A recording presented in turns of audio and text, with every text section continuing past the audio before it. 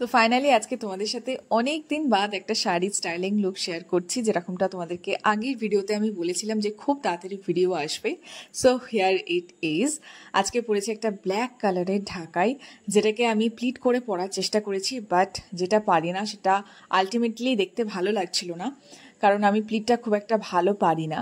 যার জন্য আমি পরে প্লিটটা খুলে নর্মালি পরলাম। আর আজকে আমি পেয়ার করেছিলাম হচ্ছে একটা ইয়েলো কালারের ব্লাউজ। ব্ল্যাক আর ইয়েলোর কম্বিনেশনটা আশা করছি তোমাদের সবার মারাত্মক লাগে দেখতে, আমার তো খুব ভালো লাগে।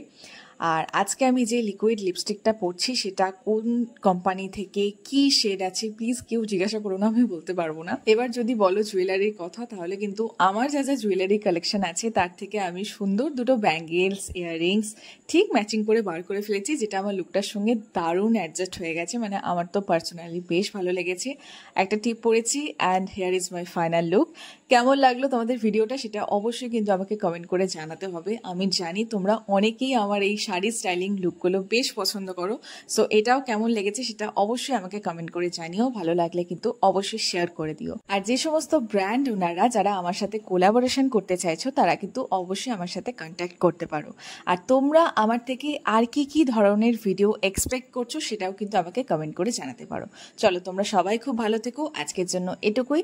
আবার দেখা হবে নেক্সট কোনো ভিডিওতে। টাটা।